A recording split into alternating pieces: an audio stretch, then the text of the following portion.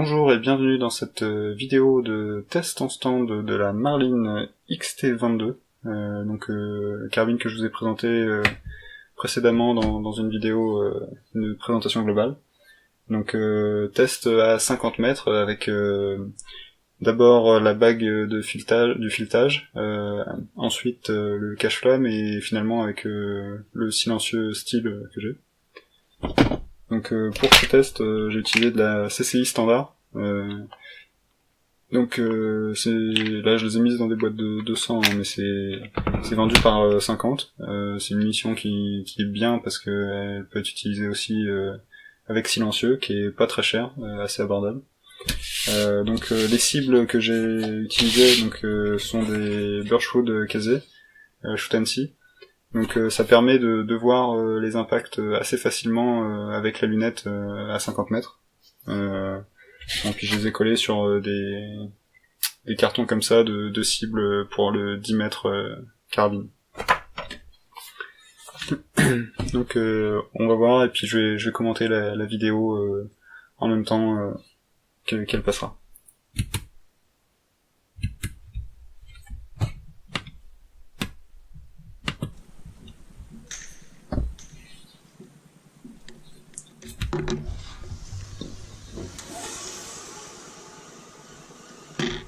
Donc là, ce que je vous disais, ce sont des chargeurs de 7 coups avec cette carabine. Là, moi, en fait, j'en mets 5. Donc j'en ai 2, donc ça me permet de faire des séries de 10 coups. Et vous allez voir, c'est assez rapide.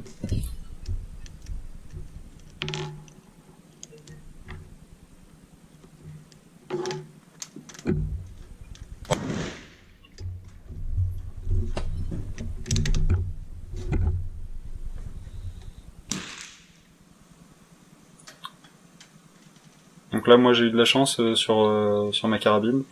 La bague du filetage, c'est un filetage d'origine.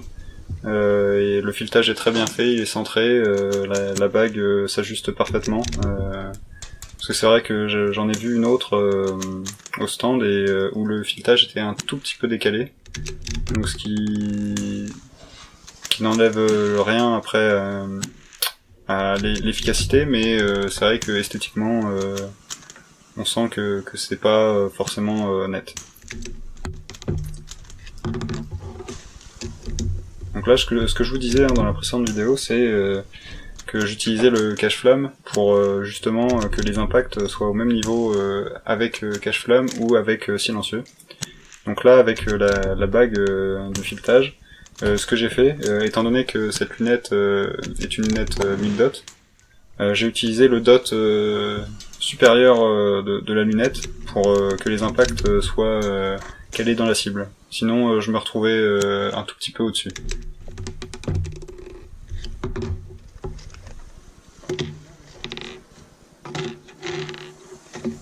Donc là, vous voyez, hein, le groupement est quand même très bon. Après, je ne dirais pas que je suis un bon tireur, donc forcément, il peut y avoir des erreurs aussi qui viennent de ma part. Pour vraiment avoir la précision réelle de l'arme, il faudrait que j'ai un banc de bench rest. Malheureusement, je n'en ai pas.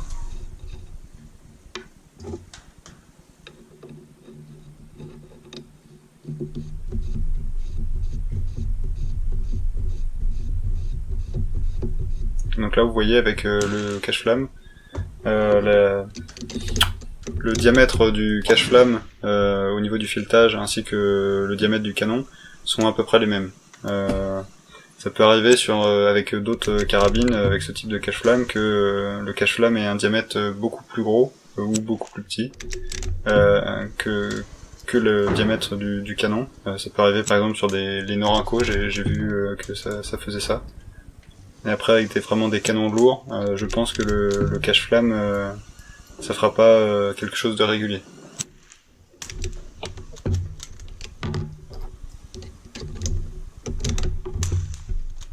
Donc là vous voyez, on a à peu près le même type de groupement, avec des erreurs je pense qui viennent de moi.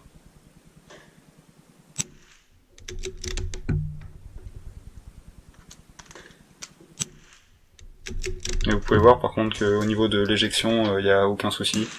Et on peut enchaîner les séries très rapidement.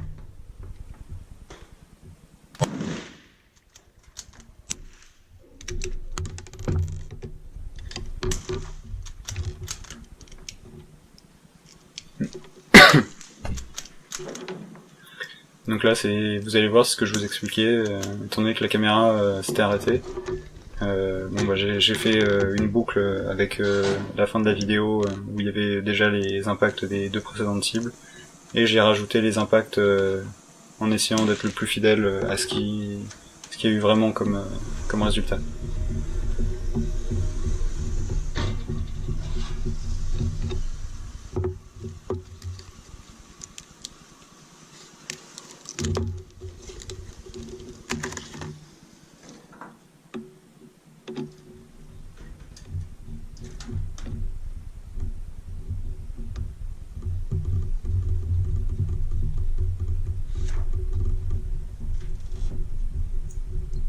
Autre chose aussi, c'est malheureusement ça s'entend pas très bien sur la vidéo au niveau de l'efficacité du silencieux.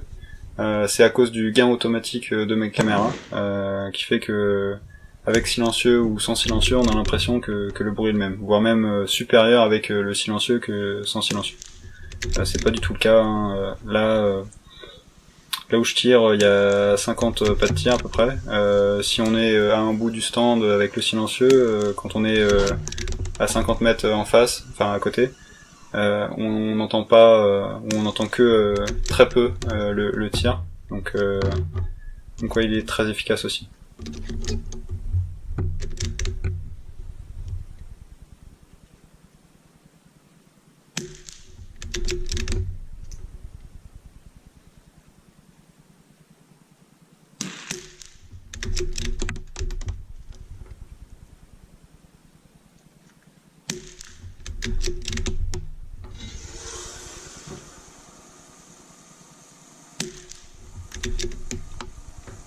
Comme vous pouvez le voir, hein, au final, on se retrouve avec 3 groupements à peu près identiques.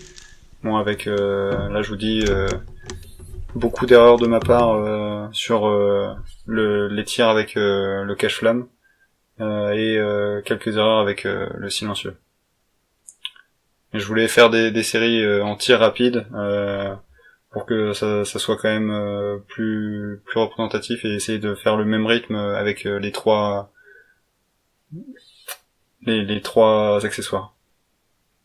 Donc voilà, j'espère que cette vidéo vous a plu.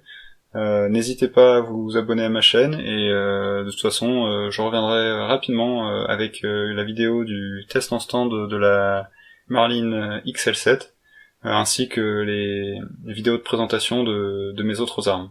Voilà. Merci et à la prochaine.